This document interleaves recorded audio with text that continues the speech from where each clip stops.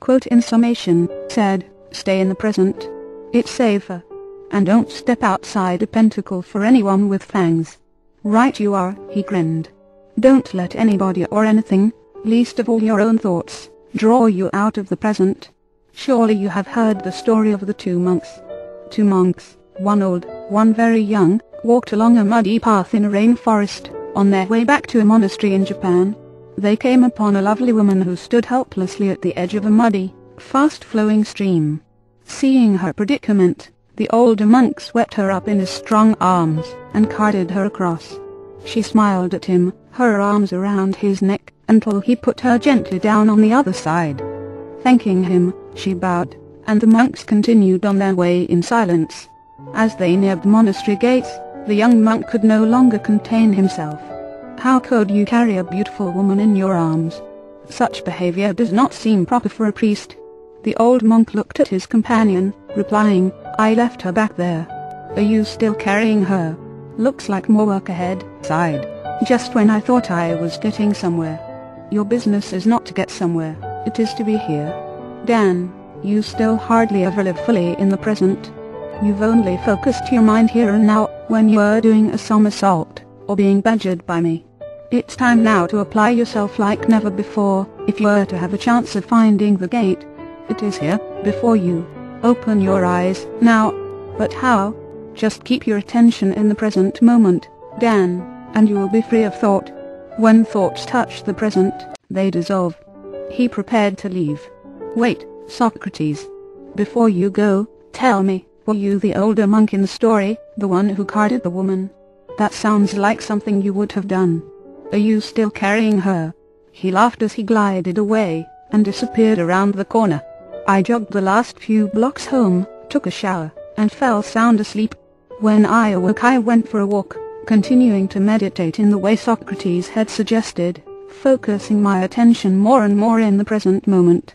I was awakening to the world, and, like a child once again, was coming to my senses. The sky seemed brighter, even on the foggy days of May. Said nothing to Socrates about Linda, perhaps for the same reason I never told her about my teacher. They were different parts of my life, and I sensed that Socrates was more interested in my inner training than my worldly relations.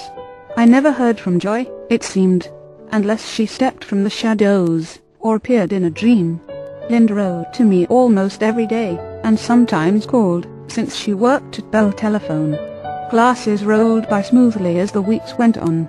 My real schoolroom, however, was Strawberry Canyon, where I ran like the wind through the hills, losing track of the distance, racing by jackrabbits.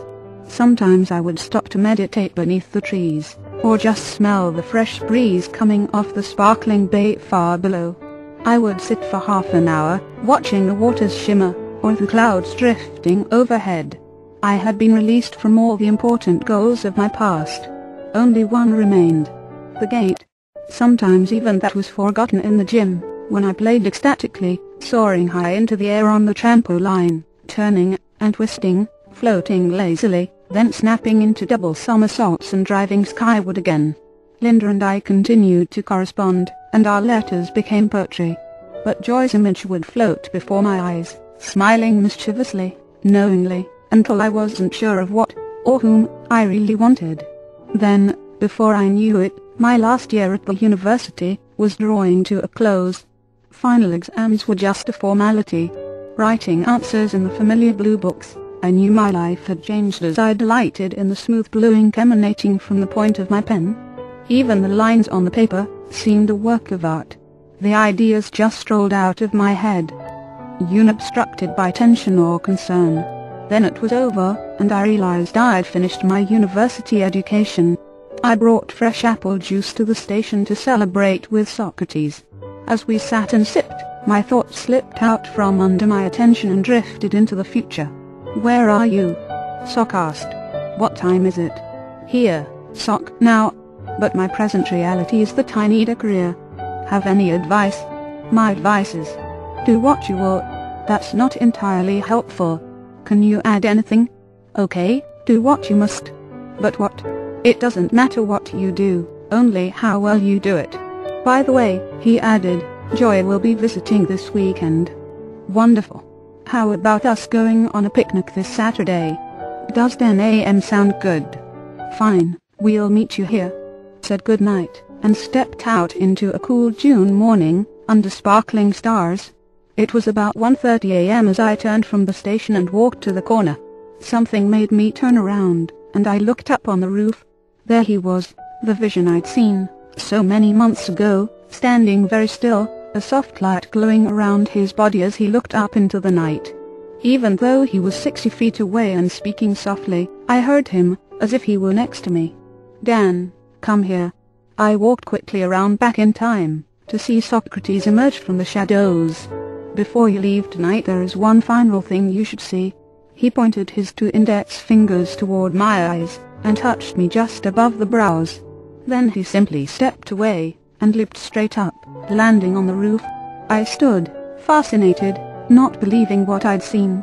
Sock jumped down, landing with very little sound. The secret, he grinned, is very strong ankles. I rubbed my eyes. Socrates, was it real? I mean, saw it. But you touched my eyes first. There are no well-defined edges of reality, Dan. The Earth isn't solid. It is made of molecules and atoms, tiny universes filled with space. It is a place of light, and of magic, if you only open your eyes. We said goodnight. Saturday finally arrived. I walked into the office and Sock rose from his chair. Then I felt a soft arm wrap around my waist, and saw Joy's shadow move next to mine. I'm so happy to see you again, said, hugging her. Her smile was radiant. Ooh, she squeaked. You are getting strong. Are you training for the Olympic Games? As a matter of fact, I answered seriously, I've decided to retire. Gymnastics has taken me as far as it can. It's time to move on. She nodded without comment. Well, let's be off, said Socrates, carrying the watermelon he'd brought. I had the sandwiches in my backpack. Up we rode, into the hills, on a day that couldn't have been more beautiful. After lunch, Sock decided to leave us alone, and go climb a tree. Later, he climbed down to hear us brainstorming. I'm going to write a book someday about my life with Socrates, Joy. Maybe they'll make a movie out of it, she said, as So listened, standing by the tree. I was getting enthusiastic now, and they'll have warrior t-shirts, quote, and warrior soap, Joy cried. And warrior diesels. And bubblegum. Socrates had heard enough. Shaking his head, he climbed back up the tree. We both laughed, rolling in the gross, and I said with practiced casualness, hey, why don't we have a little race to the merry-go-round and back? Dan, you must be a glutton for punishment, Joy boasted. My father was an antelope, my mother a cheetah. My sister is the wind, and... quote, yeah, and your brothers are a Porsche and a Ferrari. She laughed as she slipped into her sneakers. The loser cleans up the garbage, said. Doing a perfect imitation of W.C. Fields, Joyce said, there's a sucker born every minute. Then, without warning, she took off. I yelled after her, putting on my shoes, and I suppose your uncle was Peter Rabbit. I called up to Socrates, be back in a few minutes, and sprinted after Joy, now far ahead, running for the merry-go-round about a mile away. She was fast, all right, but I was faster, and I knew it. My training had honed me to an edge sharper than I'd ever imagined.